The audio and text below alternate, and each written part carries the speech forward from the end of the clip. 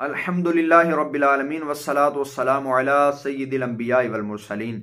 दोस्तों, साल 2021 ये ख़त्म हो चुका है और साल 2022 जैसे ही शुरू होने लगा है तो बाज़ लोगों के जहन में ये बात गर्दिश कर रही है कि नए साल पर मुबारकबाद देना जायज़ है या नहीं। तो इस बात को इस वीडियो में डिस्कस करूंगा और साथ में ये भी बताऊंगा कि नए साल पर कौन सी दुआ किस मकसद के लिए पढ़ी जाए। तो वीडियो को 2 मिनट के लिए देख लें, इंशाल्लाह ज़रूर फ़ायदा होगा। सबसे पहली बात यह है कि जब कोई भी नया साल, शमसी साल या कमरी साल का आगाज़ हो तो उसके आगाज़ पर किसी को मुबारकबाद देने के हवाले से शरीयत का ये मसला बहुत अहम है। शरीयत में दोस्तों, साल कोई भी शमसी साल या कमरी साल हो, उसके आगाज़ पर किसी को मुबारकबाद देना, मोहब्बत की जज्बात शेयर करना या मोहब्बत के कलमात के साथ किसी दूसरे से को याद करना या दुआया कलमात देना, ये शरीयत में मना नहीं किया गया।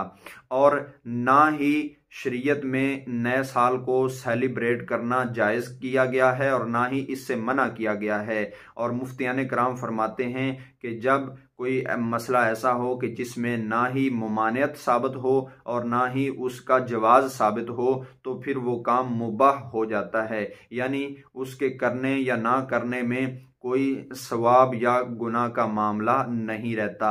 तो अब इस नए साल के हवाले से उलमाए कराम फरमाते हैं कि जब नया साल का आगाज़ हो तो सहाबा कराम के बाज़ अक़वाल मौजूद हैं कि आप नए साल या नए महीने पर एक दूसरे को दुआया कलमात कहते और दुआ पढ़ते।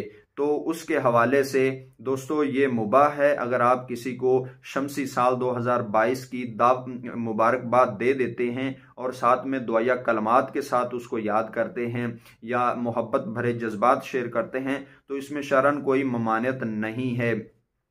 तो इसके लिए दुआ कौन सी पढ़ी जाए? दुआ दोस्तों इस तरह पढ़ी जाए कि अल्लाहुम्मा अदखिलहु अलैना बिल अमनी वल ईमानी वस्सलामती वल इस्लामी व रिदवानिम मिनर रहमानी व जिवाजिम मिनश शैतानी।